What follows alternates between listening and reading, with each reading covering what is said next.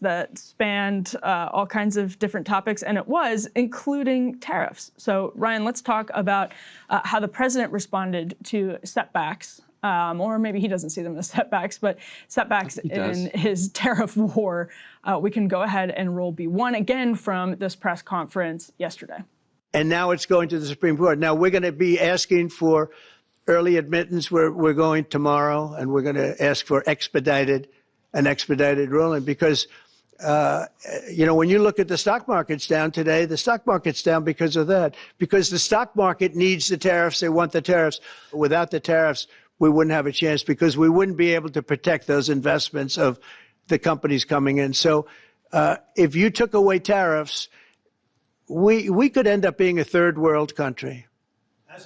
That's how big the ruling. So we're asking for an expedited ruling. Sir, China's having a massive military parade that President Putin and Kim Jong-un will be attending. Do you interpret that as a challenge to this? And are you concerned at all about those countries trying to be some sort of counterweight? Not at all. China needs us, and I have a very good relationship with President Xi, as you know, but China needs us much more than we need them. No, I don't see that at all, no. And I had actually a very good meeting with President Putin a couple of weeks ago. We'll see if anything comes out of it. If it doesn't, we'll take a different stance. Okay, so two things going on there, not unrelated, of course. The tariff war and the meeting between Xi Jinping and Vladimir Putin. Obviously, Narendra Modi was in the mix as well over the last couple of days. Ryan, what was your reaction to Trump's comments there? So he referenced the stock market plunge. So it wasn't huge, but like the market was down across the board. This is coming because this appeals court has affirmed the lower court's ruling that Trump's use of the tariffs is illegal, that the president retains ability to put tariffs in place in particular instances, but he does not have an across-the-board ability to just willy-nilly slap tariffs on everybody for any reason. He just doesn't have that power, and he's clearly doing it that way. Like, India's buying oil from Russia. Well, here's another 25% tax on a tariff on India, or the entire formula that he rolled out that hit the entire world. There was nothing, there was very little attempt to root it in the statutory authority that delegates to the president the ability to implement these tariffs. The consequence of that is, think about that. One reason that the market hasn't gone haywire over the tariffs is because there was significant revenue coming in, and we haven't had a complete calamity economically. And so Wall Street starts thinking, oh, wait, there's actually a decent revenue potential for the United States. And so maybe we'll maybe that keeps bond prices a little bit flat and interest rates don't go crazy because we're not as worried about a debt spiral. If the tariffs are illegal, and let's say you run a small business that manufactures, fishing gear, in Ohio, and you paid $200,000 in tariffs in June for the material that you need to manufacture the goods that you're producing here in the United States and then selling here. You paid $200,000. You didn't have that $200,000. You went to the bank and you're like, look, I'm going under if I don't pay for these imports. So you got this $200,000. You paid it. You're now told that these tariffs are illegal. You want that $200,000 back. And you're not alone. Everyone who paid those tariffs is going to then demand those back. And so Wall Street is factoring that in, and that's why Trump was saying the market went down. And I think he's actually right about that. The B3 is the appeals court ruling. We put up that real quickly so people can see it. And then quickly move to B4, which is that Trump is not crazy here to think this. This is CNBC headline: Treasury yields jump on prospect of U.S. having to refund tariff money. 30-year yield tops 4.97%. We saw 50 basis point interest rate swings, half point, like massive jumps in interest rates as a result of this uncertainty. And so that means two things. One, the tariffs get approved and we continue to have prices going up because everybody's paying more for the things that are coming into the country, which is most of the things. Or the tariffs get shot down, and then the U.S. has to spend hundreds of billions of dollars refunding people their tariffs that they collected illegally. Neither of which the market or the economy is going to like. So Trump has set himself up for a complete lose-lose situation here, which goes back to what I was saying at the very beginning, if you remember. You and I both like the idea of protecting domestic industries where it's necessary. But you want to have the public on your side, and you want to have a strategy for why you're protecting those industries and how you're going to bolster them in the meantime. Let's say it's aluminum. Here's our aluminum strategy. We're going to make sure the Pentagon and the federal government and the states are buying from American aluminum makers, and we're going to make sure that they have access to the global sources that they need in the over the course of the time that they're building up the industry. We'll do some tax breaks. You can do whatever you want and explain it and put it into law. And then that can work. He's just like, we're doing this because you suck. And you've been ripping us off. And the court's like, well, you can't do that. And the voters and the businesses don't think you're going to stick with it. So it doesn't actually develop any domestic industry. And then you wind up in this lose-lose situation.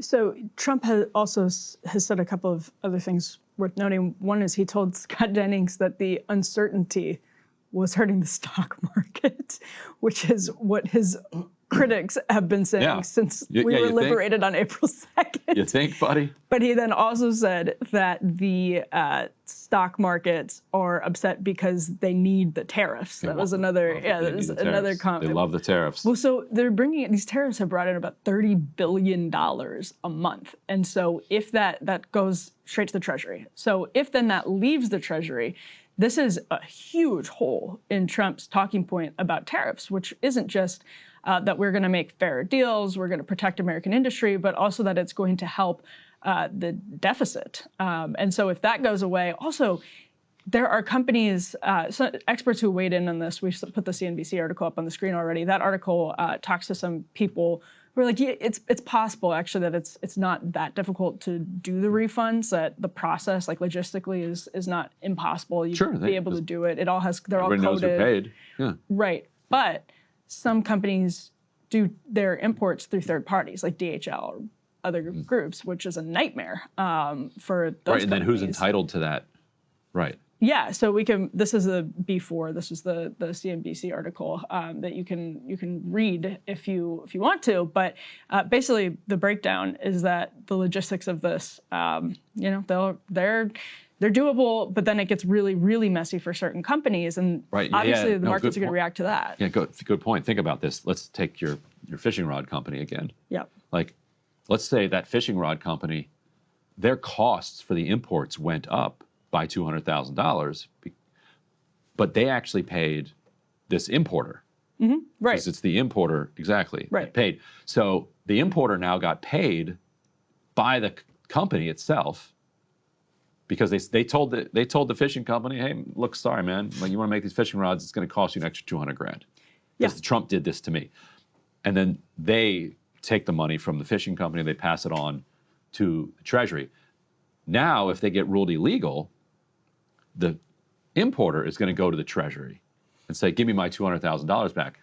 Yes. Of course, now the fishing rod company is going to be like, well, you owe me that $200K. Of course. Because I had to raise my prices and I had to go into debt. So now give it back. They're like, no, legally it's mine. I'm not giving it back to you. And then me, who spent an extra $30 on the fishing rod, it's gonna be like, I want the $30 back. Yeah, exactly. And they're gonna be like, no, too bad. Well, maybe you'll get your tariff rebate. Don't count what was on it called? Yeah, I'm not. So let's put B5 on the screen because some of this actually is probably already priced into things. So this is a screenshot from NBC. Package carriers suspending shipments to the U.S. Lots and lots of carriers from different countries around the world that have already kind of adjusted to this. And that's why some... Well, adjusted in a brutal way. Like, so this is the de minimis rule, which says... Which is awesome. It used to be under, what, a pound or two. maybe started even that higher way. than that. It evolved in a really egregious way over time with inflation. So it started as like a buck or two, to your point. And then what was it, 2015 or 2016, they moved it to like $800, something like that. So basically you could package a crazy amount of stuff in these little boxes from China and not have to pay. Right, not have to pay any tariffs. And so they got rid of that. And so if you've ever wondered why stuff got really cheap in the last 10 years, that's a very good example. Yeah. Like why the Amazon prices started tumbling about roughly 10 years ago, and you started being able to get crazy stuff really quickly on Prime. Right, and different LLCs could then be the ones that are buying all these different things.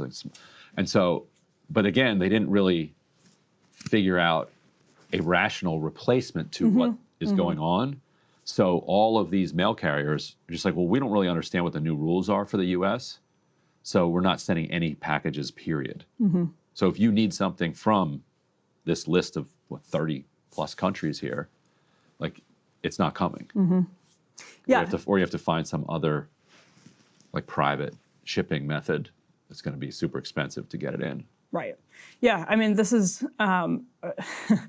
We'll see. I mean, Trump also said, this is another thing I wanted to get your take on, because I think it was Obama and Justin Trudeau may have done something similar at some point. Your memory is better than me on this, but Trump was talking about how these IEEPA tariffs, so the emergency tariffs, are actually, it's great that they go through the president and not Congress, because it gives the president the ability to make deals.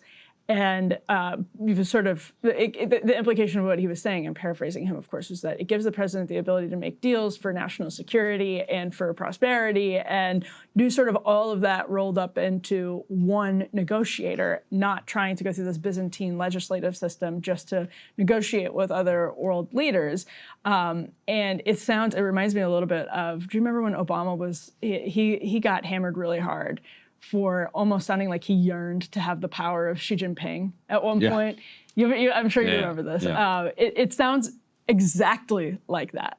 That the president should be able to kind of wave the wand and do these emergency deals, even though that also sort of undercuts the legal emergency justification for doing these deals by saying, well, it's just better this way anyway. Right. But yeah, that's I think a worthwhile distinction is we don't know, I mean, like, but we may look back on this 5 to 10 years from now and say the emergency tariff authority of the executive pursuing these tariffs with that vehicle was actually the downfall of the Trump tariff policy ultimately, because while there was in some ways, he does have more leverage just as a sole negotiator, because he's able to say, I don't know, I don't like this, I'm not getting along with you right now, whatever. But then on the other hand, that creates such enormous uncertainty that everyone just bets on bricks or just stops doing as much business with the United States. And again, like, I'm saying that's a possibility that we look back 10 years from now and that's the problem, because that's actually not the way that the system is designed to avoid that problem. Yeah. It's exactly how it's designed. No, I saw somebody jokingly suggesting that Trump actually is on track to win his Nobel Peace Prize, because the achievement of bringing together the historic rivals of China, Russia, and India, which represent billions of people around the world, into coalition together, like, that's a peace deal that he deserves great credit for. People didn't think it was possible.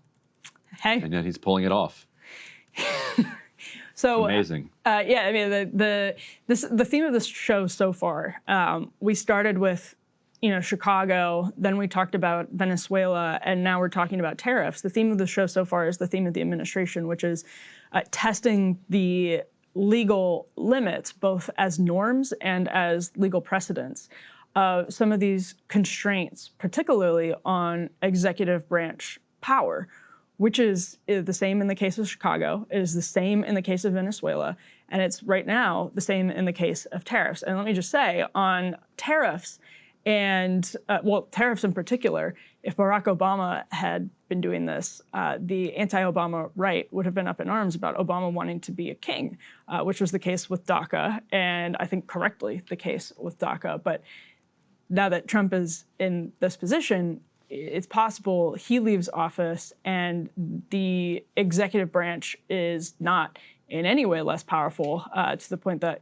some conservatives, this was a battle internally in the conservative movement, whether the executives would be more or less powerful or powerful in different ways, but that the executive the executive's power is massively expanded and then wielded by a Democratic president in ways where their emergency power is punishing countries that don't go along with like the LGBT agenda or something like that. And conservatives then find themselves in that position. Somehow I suspect the Supreme Court will find a way to distinguish between Democratic and Republican president stuff.